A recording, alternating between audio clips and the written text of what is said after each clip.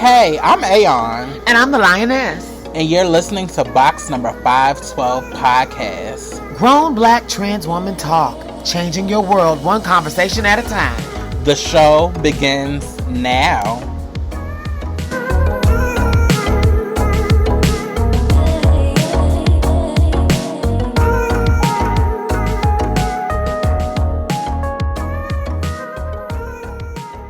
Hey y'all, this is Aeon. And this is the Lioness. And welcome to episode 17 of box number 512 podcast. Grown Black Trans Woman Talk. How y'all doing? Honey.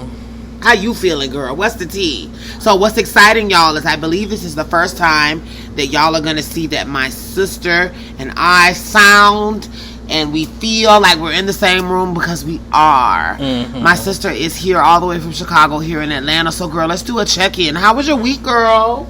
It was cute. I've been in our rendezvous to ATL a little while ago. I needed to get out of Chicago because I was going to lose my mind.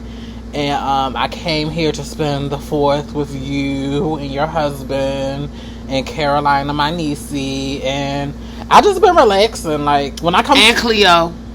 Oh yeah, and Cleo. I forgot about Cleo. You know she's shady. That's why I forgot about her. But yeah, I come to Atlanta just to recalibrate and to get my head together. This is definitely my last month in Chicago, so I had to kind of get out of Chicago to kind of plan for what my move is going to look like, because I thought it was going to look one way, and then they told me it was going to cost $9,000 to hire a moving team. So she's just going to rent a U-Haul truck, and she's going to make the long distance drive and do everything myself, because we don't have $9,000 to pay for people to ship stuff a month after they move it out of my apartment. But yikes, I was able to, just get my head together in Atlanta, and just chill out. Like we really haven't been like doing anything. No, and it's not even just because of COVID. So the thing that I love about my sister is that she's a very low maintenance guest. She's a very low maintenance guest, and she's the kind of person that when she comes to my house, she just wants to chill and relax. I happen to live on a piece of water behind my house, and so we spend a lot of time just at home, chilling on the deck, like just relaxing.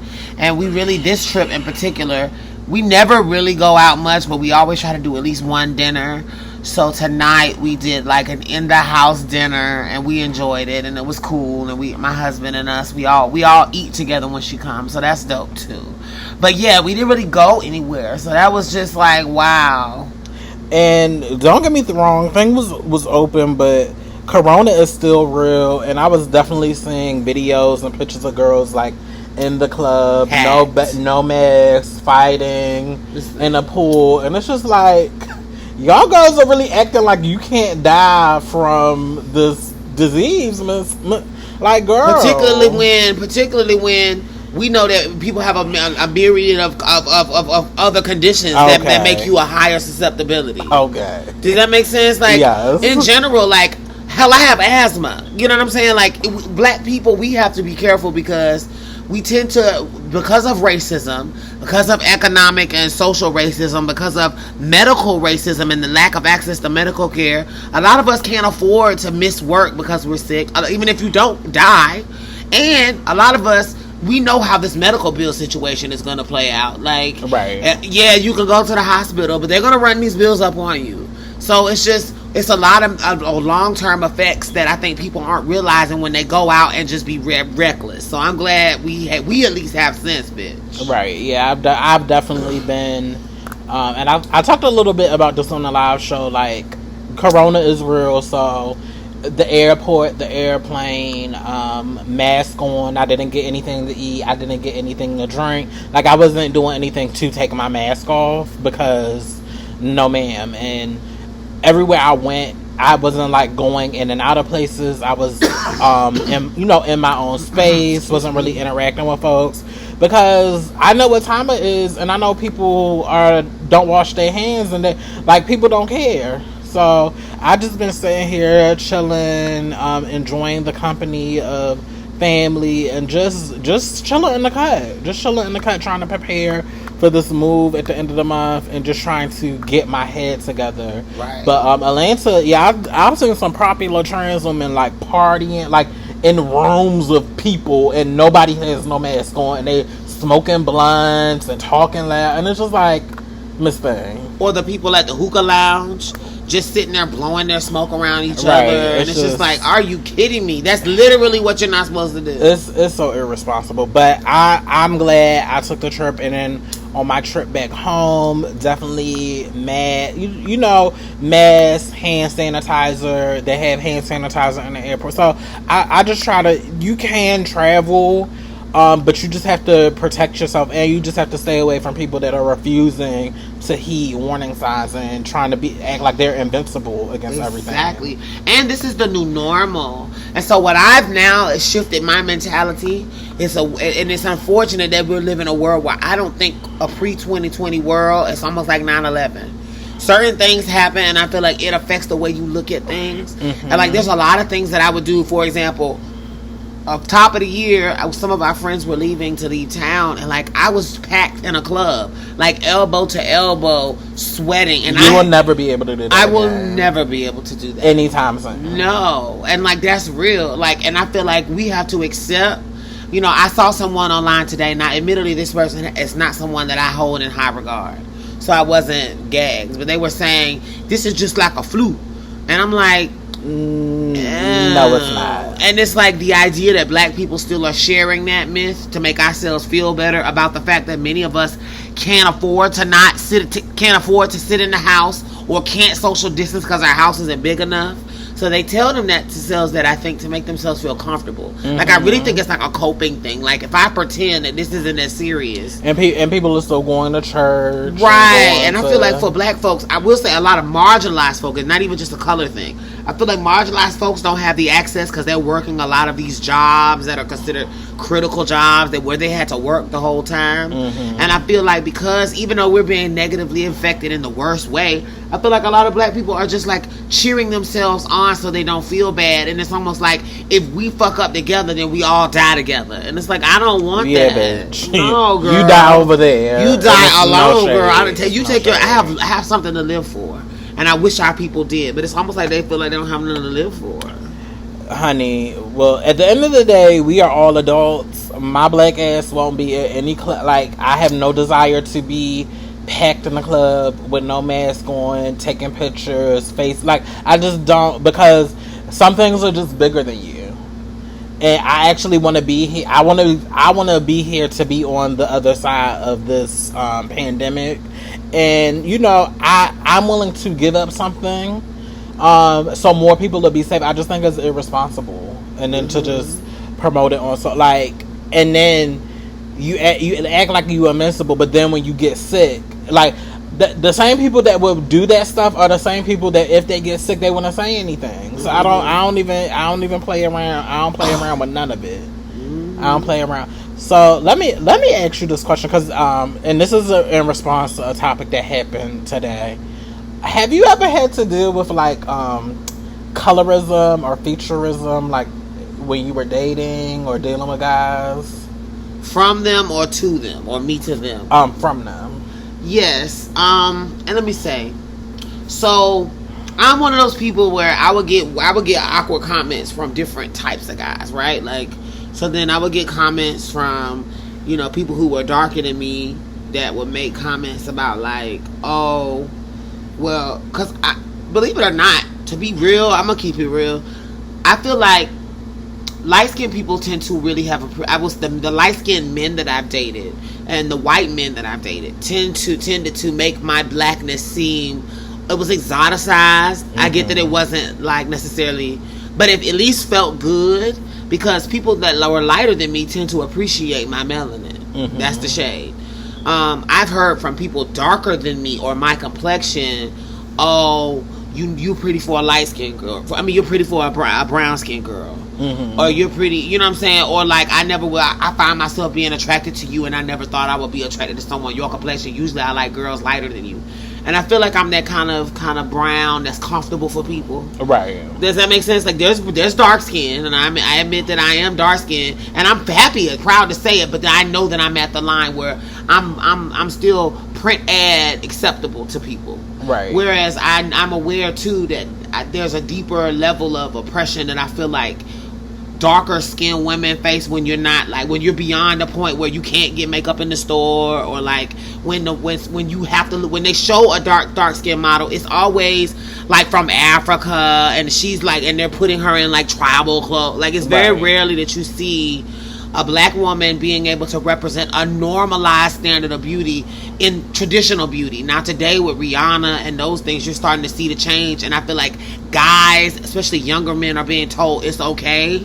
But like, I am a 90s girl, and like my sister and I, since she's been here, we've been looking at sitcoms, and like, just the representation of what they saw as black beautiful did not look like a lot of our mothers and family members and people in our communities and like sisters, and like, it's just, they really had like a very narrow definition with long weave and a certain look of what was acceptable. And I feel like guys, kind of when I first started dating, it was expected for you to have a weave or a permed hair. It was expected for you to kind of look a certain way, to play up certain features, to kind of like appear to look more lighter than you were. Even the way makeup was done, like back in the day, the goal was to kind of brighten your complexion. Right. Whereas now I feel like we're open and accepting of different complexions and textures and whatever.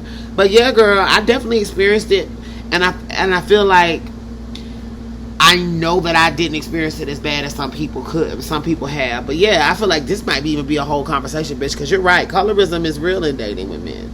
Right. No, I brought this up because there's this video circulating around of 50 Cent and Lil Wayne. They did like a live show, and basically 50 Cent was saying how he prefers dating exotic women, and that black women are angry, and all this other, and then Lil Wayne was encouraging it and co-signing it. And I just wanted to like have a light conversation about how colorism also impacts trans women in dating, which I think it does impact trans women in dating. Though I've never had anybody like directly say anything to me in regards to me being a darker skinned woman. I do hear how men kind of like exoticize like Asian trans women, or like Latinx trans women over black trans women, and just how they talk about transness and how they talk about women. And then I'll be in the room and I'm like, well, Miss Thing, if you're like putting them on a pedestal, because apparently the stereotype is like Asian women and Latinx women are softer than black women, and they have softer features, and they're smaller stature, and not to mention the stereotype of them being somehow then more feminine. Right, they're more feminine. So I've definitely heard it on that level. I'll also say, but I have felt fetishized, not only by white men, but also by black men that prefer dark skinned women, like the chocolate and the like, all of those like pet names when I don't even know you, or just trying to put that on me because I'm dark skinned. I never really that's not something that I like, because it's never that. It's always sexual, right? Like, it's always like related to a flavor, related to something that it's like a sexual double entendre that's being said. It's never like you're beautiful, period. Right. It has to be akin to something else. It's your skin. I love your skin. Your skin is cool. And it's like, to no other people do you walk up and just go in about a flavor and a texture of their skin. Oh, I bet that chocolate tastes good, and this and that and the third. It's like, that's not even, that, like what she said, that's fetishizing. And that's different than you're being told you're beautiful. And you know what? I feel like this is a dark-skinned woman, as a trans woman in particular. I feel like me being dark-skinned, if you look at porn and you look at how men interact with us, I knew I was fuckable. But it took me many years of my adult life to realize that I was beautiful and to know the difference. I'm gonna be honest, I can rarely, like, as somebody that has watched trans porn, I can rarely like think of like a prominent dark skinned trans woman in porn, like a dark skinned black trans. I can't. Shout out to T.S. Tracy. Yeah, I know. Well, let me say this: shout out to the Hole Puncher. There are independent ones, but I'm talking about ones that are on like platforms. Oh, right. No, they don't do that. Like it's very much like white trans women or Asian or Latinx trans. Like you really don't see like black, like dark skinned, full figure women in porn like having their shine unless they're doing it themselves. So I think colorism definitely, and I also think colorism plays a role in our lives, in our deaths. Because if you look at a lot of the black trans women who have like died at the hands of violence, usually they're like dark skinned trans women with like African features, and it kind of makes you wonder like, why is that type of violence only reserved for this like shade of trans woman, or this trans woman that looks like this? Because if you look at a lot of the pictures, that they look black as fuck, and it's just like, why is it okay to murder these trans women? And this is not to say that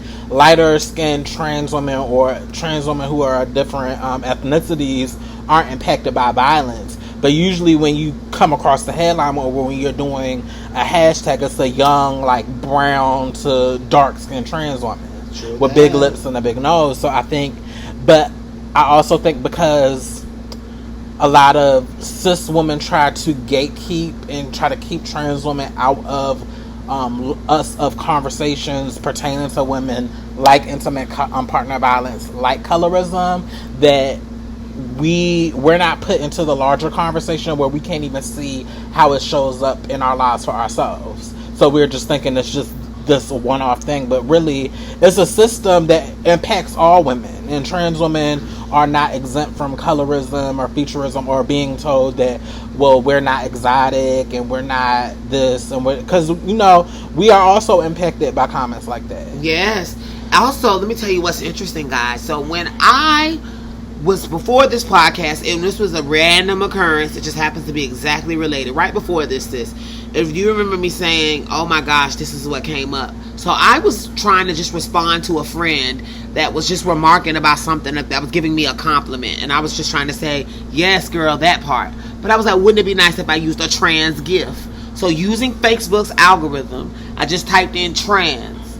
The second images, there was no black people, but the second image was Wanda. Jamie Foxx dressed up in drag.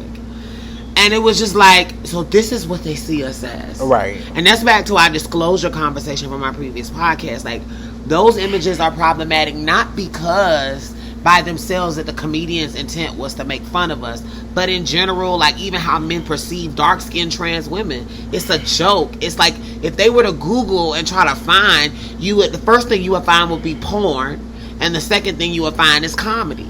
And it's just like, it's unfortunate that the images about people that are, and then when you Google trans women, you Google ebony, and then you have to find, you know what I'm saying? Like, it just is so reductive.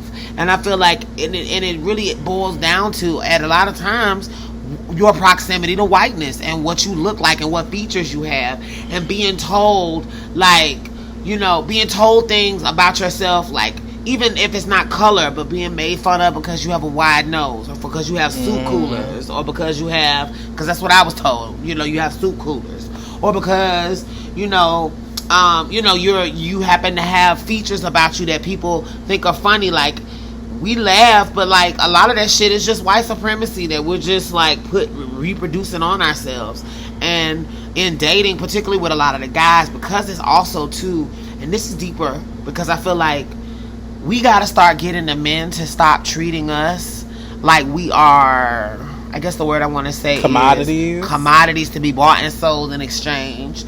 And also to stop treating us like we are just these objects too. Because in a way, I feel like when you hear men talk about what they like about trans women, it's usually physical. Right. But then very quickly they'll start saying, and I love me some chocolate, and I love me some dark skin, and I love me some this. And it's like, tell me else what you like about us. Oh, and I love this. And I do this all the time with men, and it never fails.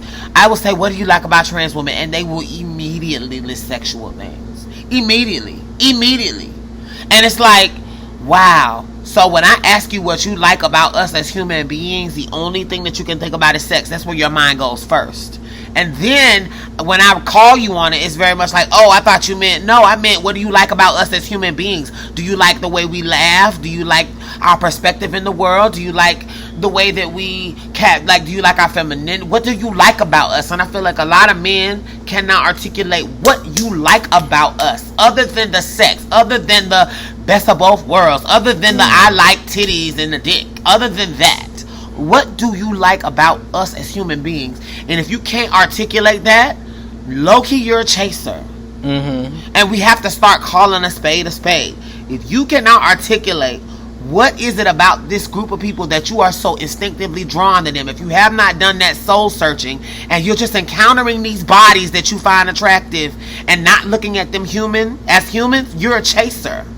And like, we got to start unpacking that paradigm in our dating life with our men, because the reality of it is, we are a people that needs love, and we need people that love us for us, not for what we are or are not, or what we can do for them in the bedroom, or what we can do for them in the bedroom, or what they desire. We have desires, needs, wants, feelings, and we are human beings. And like, I feel like if y'all stop seeing us as these attaches to your life and only looking at how we affect you and your life, and you realize that you're impacting us too, you would be a lot more considerate in how you look at us as human beings, and you would be concerned about the fact that many people can't even get beyond our genitals. So why is it when our men can't do it?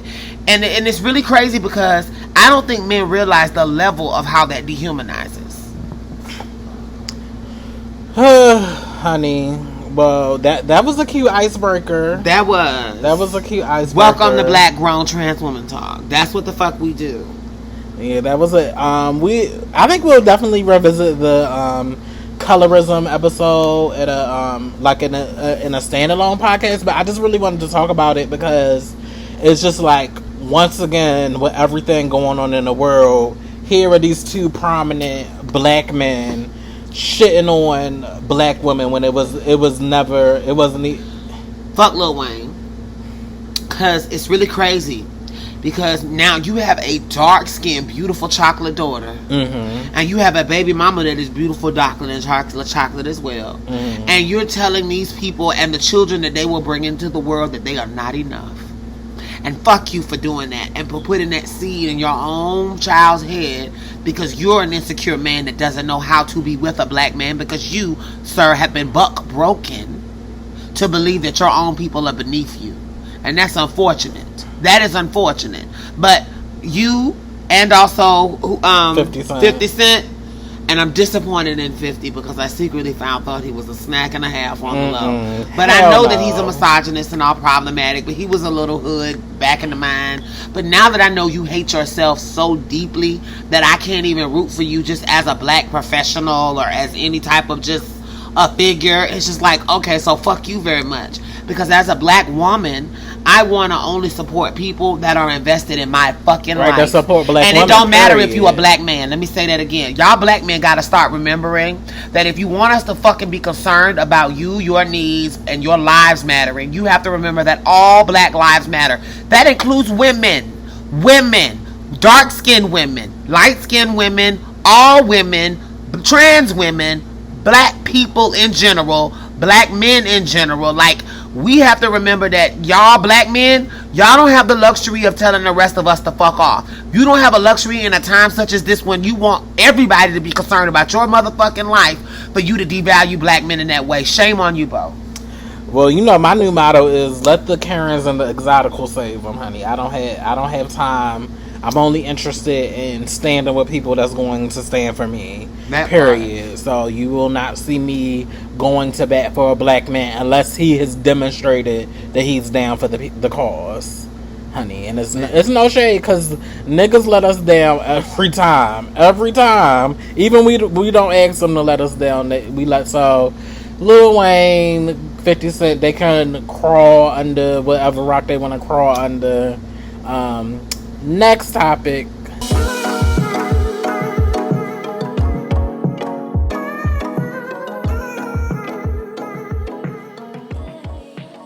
So, for those of you who've been living under a rock, Kanye Niggeropolis West, I'm just playing, I don't know if that's his nickname or not. Probably not. But Kanye West, man assistant to Kim Kardashian West, one of the members of the Kardashian tribe, is running for president. And let me just say this. Hell no. And that's just it. Like, I don't know how people... I feel like this is like the perfect setup for some bullshit. I feel like the way this election was looking, our president had done just enough stupid things where I feel like any Republican, even those of a little bit of sense, will be like, okay, well, I don't agree with how... I agree with everything else, but the way he handled COVID, now that was some bullshit. I believe truly, even the craziest Republicans were starting to be like, girl... that sanitizer comment, that injecting bleach comment, like, girl, people started getting nervous. Right. I feel like everybody got shook. Like, oh, girl, wait. He's not connected to reality anymore. And that may not even be an age thing. That's probably just his idiot thing. So I feel like he was fucking up. And I feel like even though Biden equally is out of touch, in my opinion, and also, well, not equally. I won't say equally because I'm going to vote for Biden. So it's not equally. Right. But Biden is someone that I don't agree with him in a lot of ways. As a woman, I have issue with the fact that we're just going to and cough over his own sexual assault issues. Like, that bothers me on a deep level. Like, that we have to all choose the lesser of two evils when both of these people need to be investigated further and probably don't need to be running for president. Now, enter Kanye West. No, ma'am, because one, I have questions about his mental capacity, just being straight up. It's out probably in the public knowledge, alleged that he's gone through some stuff. So I don't want no shit. Like, it's not a read. I need you to be it's a lot of buttons you are responsible for pushing. And I need for you to be able to do that on a rational mind. I also don't believe that he is going to be able to remain objective. It seems like everything with him is about money or attention, and like the last thing we need is another president on tour. Like, Kanye will try to go on tour as president with the backing choir and everything, and they won't have no mask on, and he'll be doing it in Jesus' name. Too much. I don't want Kanye. It scares the hell out of me.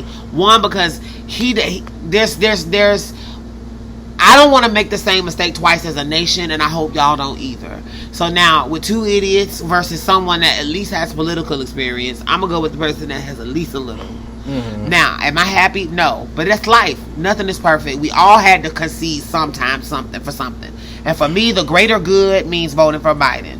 I'm not voting for Kanye. Fuck that he's black. Fuck, because he is a manipulator and a user. And I truly believe he works for Trump right now. Go ahead, girl.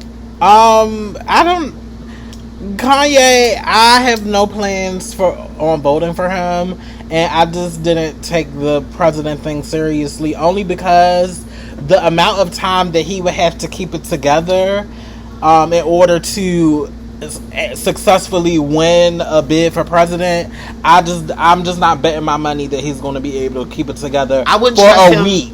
I wouldn't trust him to do the drop for this podcast, Miss Thing, much less run for president. Right. So it's just, I think it just goes to the fallacy of cancel culture, because Kanye was supposed to have been canceled, but he's a man, and he's a man with access to money, so he can't be right. So he can't really be canceled. But it just goes to show how dangerous it is when people who don't have the best intentions but also have resources can be problematic and be harmful to actual marginalized people. So I'm not voting for Kanye West. I think it's another distraction. And he could be using his celebrity to be positive and to do way more good than what he's doing, but it's selfish, and it's always been selfish at this point, and it's like, we don't need this. We already going through a lot. Exactly, and I don't want to give him no more time, girls. We're not voting for Kanye West. I have no interest. Over the weekend or Monday, it was reported that Halle Berry was considering taking the role of playing a trans man in the upcoming movie. She was talking about it on a live, and apparently she misgendered the trans man numerous times. So as soon as Community caught wind of that, it was a problem, a big one. For obvious reasons, like cis folks should not, at this point in time, it's not necessary for them to play trans roles, and it's not about you have to be responsible with your platform. It's beyond that people should just have the creative freedom just to play whatever roles they want. You have to remember that every action that you take has a consequence, and the documentary Disclosure explicitly describe how cis people playing trans roles is directly harmful to the trans community. And I thought it was going to be a rehash of Scarlett Johansson and how she was resistant to when she announced that she was playing a trans role. But about less than an hour after I shared the story on my Facebook page, there was a statement from Halle Berry saying that, my God. She was like, my bad. After further consideration, okay, I've decided to withdraw from the role. I realized the error that I made, and I'll be stepping back, which is what we want folks to do. Acknowledge that you made a mistake or you had an oversight, like publicly acknowledge it and just fall back, because there's so many trans men actors that are not only good but prominent and visible. So now there's no excuse to say that you can't find these actors, girl. So when I first heard about it, I actually heard about it because the apology came across my timeline. Okay. So I called her already. That's how you know how fast she moved. Right. Okay, so shout out to her publicist. Right. Okay. Because all that was a quick phone call and a real breakdown about Halle said, release it, bitch. Like, right. It's nothing. She said, I didn't even mean that. Because the reality of it is y'all don't understand.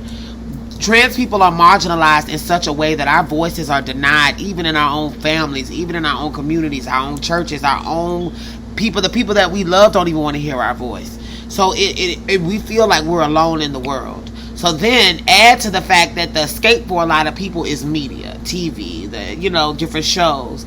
And so for so many years there was no representation, and then there was bad representation, and it's because it wasn't us, produced by us. It wasn't showing a life from our true point of view. So for Halle, and a lot of people do this, and this is something they talked about in Disclosure, and I hate to keep referring people to Netflix's Disclosure because we can educate them. So real fast, what we're saying is that in the moment, when you look at these roles where you've seen white actors, sometimes a lot of white men actors have gotten Oscars and awards playing trans characters. The reason why that is problematic is because, first of all, these men are claiming that it almost makes it seem for the world like trans identity is performative. It is performative, that you can put it on and you can be trans and it can be so great that I believe that you struggle with gender identity and then take it back off. And it minimizes also doubly the people that are trans actors, that are actors and actresses that have gone to school, that are trained, that are professional, that are qualified, that have acted in other things, and that have the gift. It is a disrespect to them and their gift for the only roles that they can get usually being taken by cis folks who are doing it for an award. I truly believe in the moment when Halle saw the script originally, she said, oh my God, this is another Oscar for me. Because if I can butch up, because people think I'm so sexy and I'm so pretty, and if I can play this role and I can really, really knock it out of the box, this will be legendary. And I think she jumped the gun thinking that. And let me tell you, I saw a lot of black people that were mad that she backed out of the movie because they would rather see Halle Berry try to play a man as much as possible and to get that experience than actually have a real trans person tell it, because now then it becomes a tranny movie to them. It becomes a movie. Now it's a tranny movie. At first it was a Halle Berry movie. Now it's a tranny movie. And I heard even some apologist ass gays trying to be like, well, what if she could have told a story that would have brought more attention? Fuck that. Produce it, bitch. You don't gotta act in it. Produce it. Put your money behind it. Right. Actually make it your project. Get invested financially. Make it go if that's a story you want to tell. You can still get the Oscar, sis. Right. Use it and put your weight and play his mama, play his love interest. Or even more so, help someone else get on that role and take this and make it a part of your legacy in a different way of you actually spending money and time and putting a trans person on. That's actually what would be performing. That would be better for me than her backing away. Because now it's some untouchable movie that's not going to get told. Like, still make sure the story gets told, Halle. You stepped in it, and we checked you. Now make sure that it passes back to somebody that can handle it, and then you cradle this baby. And if it's a story you really give a fuck about, you would make sure it got told. Right. It's that simple. And if you want to be butch or be masculine that bad, play a masculine or son or butch woman. Like, tell those stories. Like, who's telling those stories? Or rather, let a masculine or son or butch woman tell her own story. Like, that's what I would love Hollywood, is if Hollywood would stop thinking that great acting is having pretty people play dress up and play pretend like they're other people when there's other stories to tell. And there are people that have gifts that don't have a Hollywood face or a Hollywood nose job, and they have a great personality and they can play these roles because they live it and they are it. And it will be a great way to use some of that big budget money to pay that they were going to spend to pay Halle $20 million. If they just spent $20 million on 5 trans people, that would change our community. Right. That's the gag. Right. The amount of money that they would have to pay her to pay that role, they could pay 5 trans actors and make this an ensemble that would really rock the world with some of the best acting in the world, because these are real people telling their stories. Just like it would be problematic for a white person to tell a black woman's tale. Right. This is a problem, and I'm glad she caught it. So this is shout out to Halle. But now, make sure that this thing that you stepped in doesn't end in controversy, and that this important story that you thought was so important that you wanted to get in it, make sure that it gets told, please.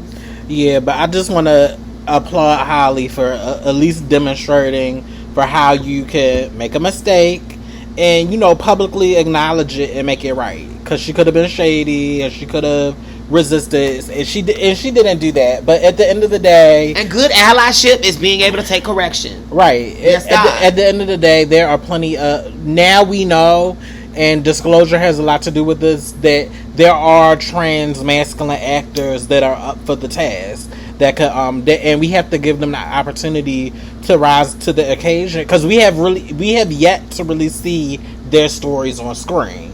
So and I think she thought it was going to be like a Hillary Swank Boys Don't Cry moment. But sweetie, that was 20 years ago. We can't play the same games that we played 20 years ago. That part. No tea. No tea.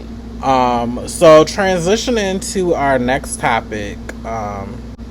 So one of the things that we did this weekend is we got to watch the Noah's Ark anniversary episode. My god, how was it, girl? I really enjoyed it. Like, now I want a season, bitch. It was Noah's Ark definitely holds us as a show. It just holds a special place in my heart. Like, I was in high school when that show came out, and as somebody that was like super femme and super kind and couldn't wait to like get out of high school and go to college and like start my like queer, trans, or whatever life that it was going to be.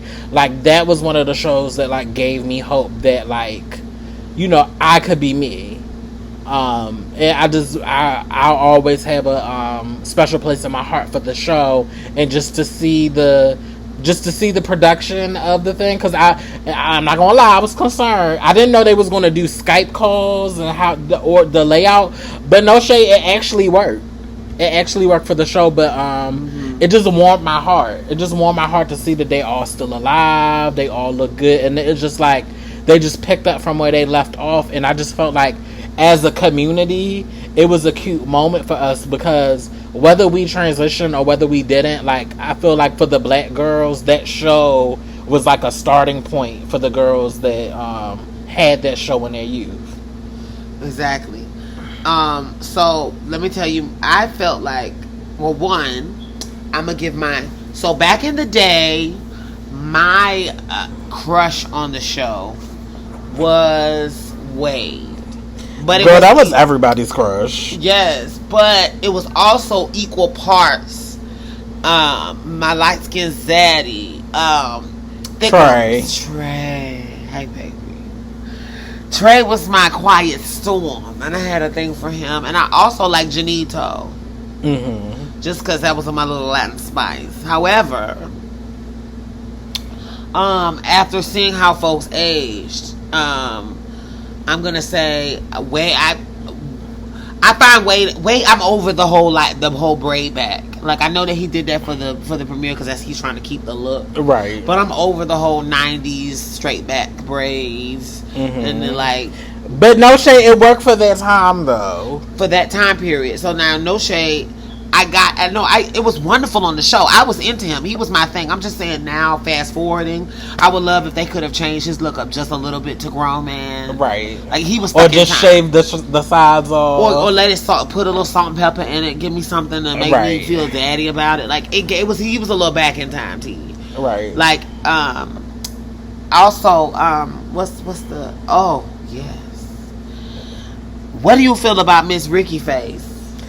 I feel like Mama definitely touched her face. I personally felt like she didn't need to, because now it looks it's like it's one of them things where you look at the person and it's just like, you clearly did something to your face, and I don't know if it was like the best thing. Like, we were saying, they gave like Walter Mercado teas.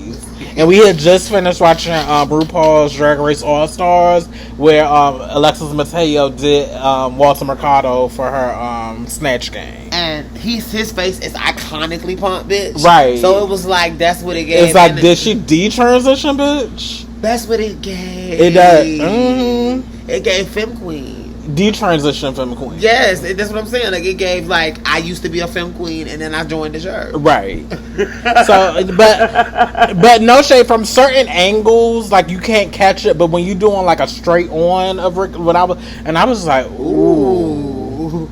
Because from the straight on, it was fierce, bitch. Right, but like from the side, I'm like, okay, but it wasn't altered too much where I couldn't get. It was at first, it took a while for us to get into his character because we was just gagging over his face.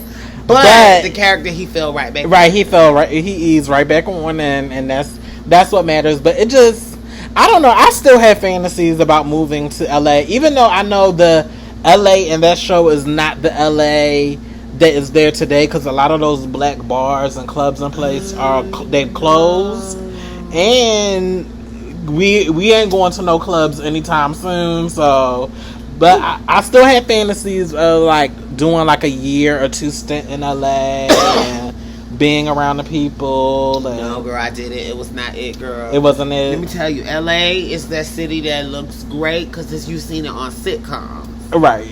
Bitch, when you go and it's traffic, smog, bums, and it's high and expensive, and the people are shallow, or they are really cool people, but like they're living in an area where you can't be out too long after night. Like it was. So it's like Chicago. Oh, I've never been to Chicago to live, so I can't speak to. I mean, there's some areas in Chicago I will not be caught once the sun and goes when I go there, I try to avoid those areas. So I wouldn't even know what you're talking about, girl. But I'm aware because I do watch the news, and I do have people like you that live there in my life. But I'm not. So that's not minimizing Chicago. I know it's real, but bitch, it was some teas. It was some teas, and okay. I found it to be a place where people come with these dreams and ambitions. You can feel the hunger. You can feel every time you walk up to somebody and they look you up and down, they go, what do you do? Who do you work for? What do you do? Like, what brought you to LA? Like, everybody wants to know who you're connected to so they can ride on it some kind of way. That was the first time in the club I have been asked multiple times, like, by niggas, like, so what do you do for a living? Why? Like, I don't even know you. You don't even, like, you barely asked me my name. And it's like, so, are you a dancer? Are you an actress? Are you, like, because they just assume. And I didn't care for that vibe. I didn't like that vibe at all there. However, bitch, now LA's a city. but like the out parts of it, like in the Empire, though people act like, oh, that's the worst place in the world to be, or like I found like middle of California, like where it was like 45 minutes away from LA. Mm-hmm. That was dope to me. That was dope. Or like you go more to like Palm Beach, even though that's expensive and white. But like you don't have to be in that like compacted LA vibe. I don't know. I just felt like that city was, and I lived there, and I didn't care for it. Sis. I only did 7 months and was like, I just ain't me. I did have a horrible relationship where he stole everything, and that also affected it. Mm-hmm. But no, girl, I don't care for that place. Like, it's beautiful to go visit. Now, Tierre, my husband, he was raised part of his childhood there, so we will always have that connection. Like, I do like going to visit, but live, hell no, that's too high for me. I just can't afford it. Just keeping it real. I think I would like to do it for a year or two, just to say. I don't think I want to practice law in California, but I would be open just to having the experience. Okay. If I did anything entertainment related, I might want to live there. Now that might be tea. I would live there not for that. Now if I get a job and I can afford it, see, that's different. Right. But I can't afford it. Right. But getting back to Noah's Ark, it was so good to see all of them on camera, and it's just. Like, that's one of the highlights of my youth. Because I remember I got in trouble for watching that show as a child. I remember my mom caught me watching the show, and she was like, "Do you live this lifestyle?" And I was like, "Yes, I do." And that was the beginning of the rocky. Well, not even the beginning, but that was like the peak of the rockiness of our relationship. Because back then, I just wanted to be kind, and I just wanted to be in a world, and I just wanted to find my tribe. Because I didn't have like my clique. I wanted my clique of girlfriends like Noah and all of them. So I think that show kind of, if not anything, not even for the romance part, but it always led me to desire friendships with other girls in community, like real friendship. Right, where we supported each other, we hung out, and it was something. Because I remember even when I got to college, when I was at Morgan, I just thought I was going to find like this group of like other queens, and we was going to take over. Look, it did not happen that way, because half of the queens was in the closet, and then the queens that was out was naughty as hell, honey. But I had the ideas in my head, and I wanted to be Noah. I just wanted to be Noah, and it was really good to see the show and just reflect and see where all of the characters were. And I believe the episode is still up, and hopefully this leads to them actually not even getting seasons. I want Patrick Ian Polk to get the rights back to his show so he can do it with it whatever he wants to do. What's that about? You said that to me before, and I don't understand it. What do you mean when you say that you hope he gets the rights back? So Logo has the rights to Noah's Ark. So what happened is, I guess when he pitched the show to Noah's Ark and to Logo, and they accepted it, they also own the rights to the show. So that means that if Patrick Ian Polk wants to do anything with the show or have any, like, he doesn't have any control. He has to go through like Logo and Viacom, and the problem is that, like, so even to get like additional episodes of the show, he would have to go through them or get approval through them, or it have to be, at their decision. And at this point, they just need to give him the rights back to the show. Exactly. Because they haven't done anything with the show. There's clearly and they canceled the show when it was at its most successful. So, like, let's talk about the tea of why Noah's Ark was even canceled in the first place. So the first season, and Patrick Ian Polk talks about this on various interviews, and some of the cast members have talked about it. So the first episode, budget is low, it's a new episode, but they got it done, and it became the classic that it is now. So second episode, everybody needed more money. Right. So Logo refused to give them more money to do the show. So the second show, I don't even think they filmed it in LA. They had to film it in Vancouver to cut costs. So that's why a lot of the sets and stuff look different. So after the second season, that's why the second season left off on a cliffhanger, because Logo canceled the show because and the logical deduction is they didn't want to pay them any more money, and they cut the show because it was a black show. Oh, wow. And I think they were trying to say, I remember something from back in the day that, like, it wouldn't be a good time because nobody is interested in seeing a show with 4 black gay men, and if they would do something, it would have to, like, be more diverse, aka include white people. And it's just like that was it was racist. That's the institutional racism we're talking about, right? The notion that no one cares about your experience. There's no way you could tell a story that would be intriguing to someone that's not your race or your ethnicity or your uniqueness.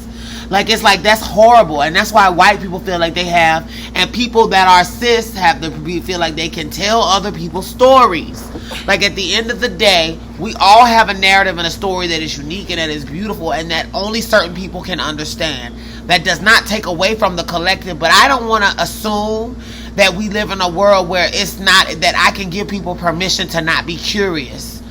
Like, I'm not giving you permission to not be curious about your environment. You need to be curious about the people that are around you. The only way to truly say you care about people is to know them. And I don't like that we live in a world where if a white person isn't telling a story, that we don't expect white people to watch it. That we call it we even as black people try to make our movies trying to attract white people.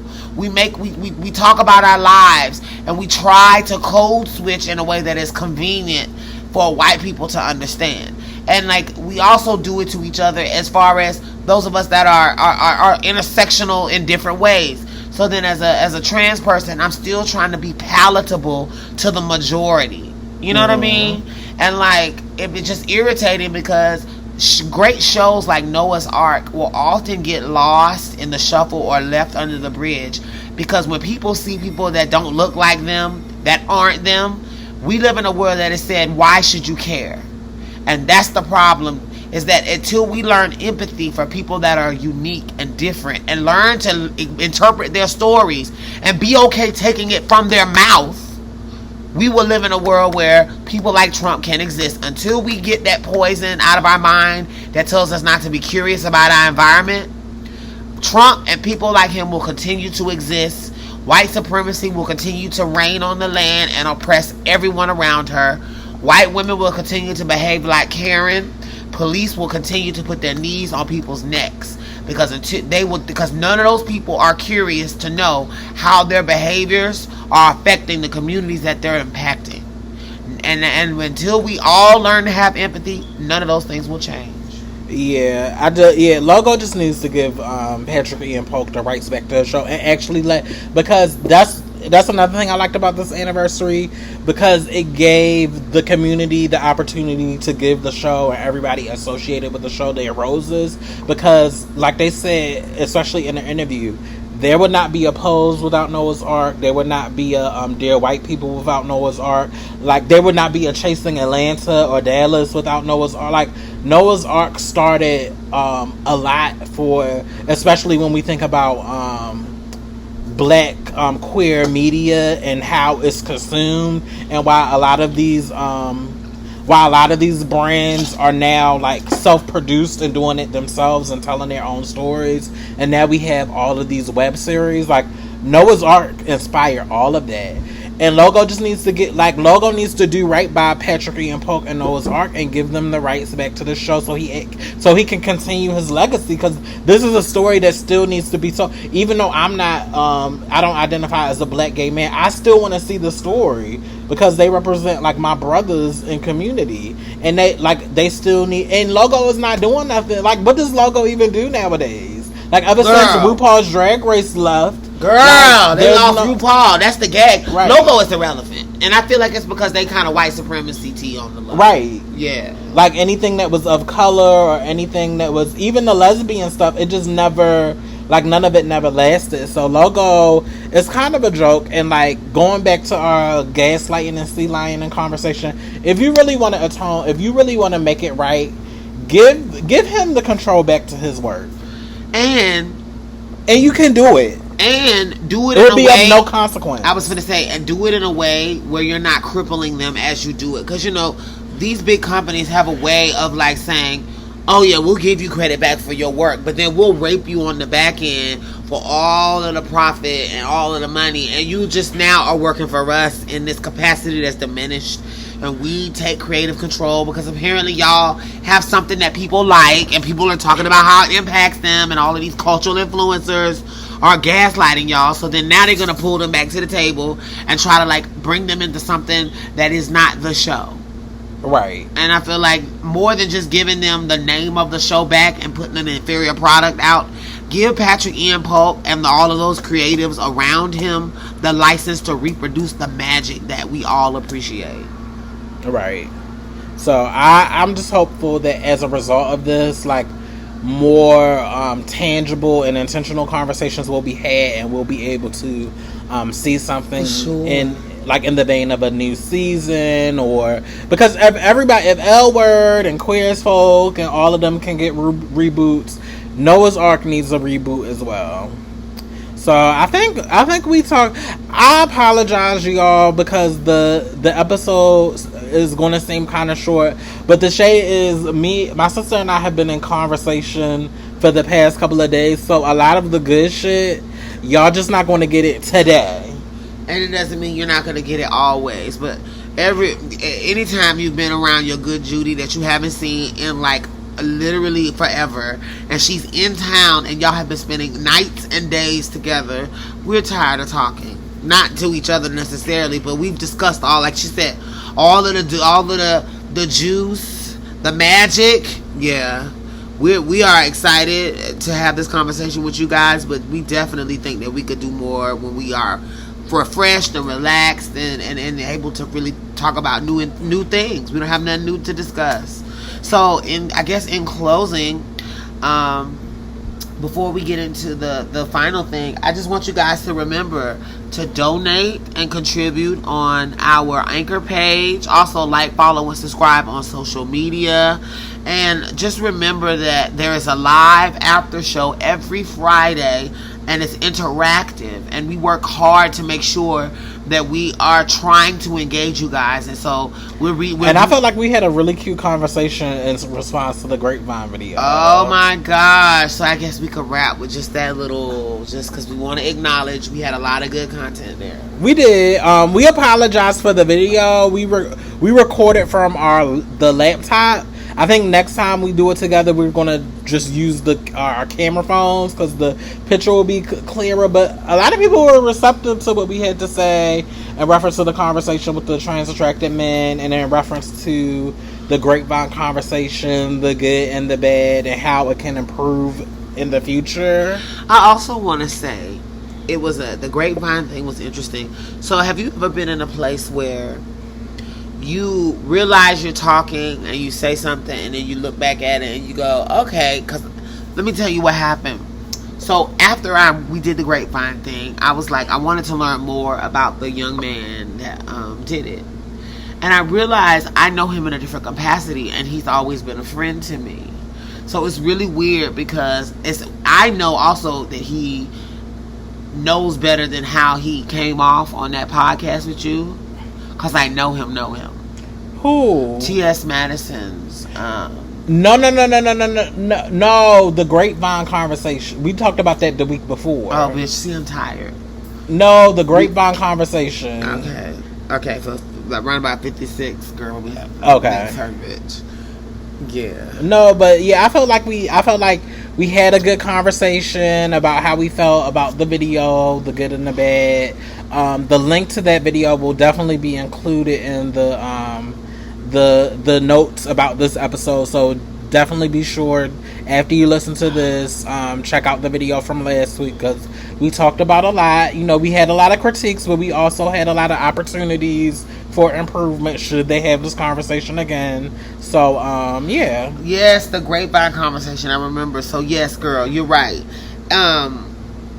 Shout out to all of the ladies that were on that call, even those that we disagreed with. Right. I want to also take this moment to say I am proud to see Black trans excellence. I think everyone carried themselves in an excellent manner. I think that everything that was spoken on there came from very unique points of views. I don't necessarily agree with all of everything that anyone says. Neither do I. I. That's why when we have our platform, and that's why we do what we do, because we're aware that there are differences in opinion. But in having a difference, it is important to acknowledge that the person you disagree with is not an enemy. And I want to put that into the space. I love everybody, and that's why I always try to say that. Shout out to all of the women that participated, and we're grateful for you.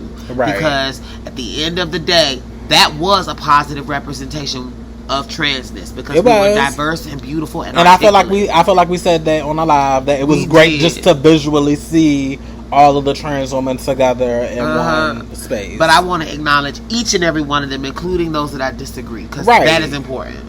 And we are all adults, and we can all critique and engage in debate, and I think that's what will make us better and stronger as a community. Definitely. So I think we're going to end here because it's pretty late. So we will see you on our live this Friday, and we will see you next week when we record for next week's episode. So take care, stay safe, wear your mask. We will talk to y'all guys. We'll talk to you later. Bye. Thank you for listening to another episode of Box Number 512 Podcast. Grown Black Trans Woman Talk. Don't forget to go to our Anchor page to become a monthly sponsor. And also feel free to like, follow, and subscribe to us on all of our social media platforms. And also, please don't forget to rate and review our podcast. Every comment matters. And lastly, please follow and tune in for our live interactive Facebook show every Friday on Facebook and YouTube. Until next time, I'm the Lioness. And I'm Aeon. Bye.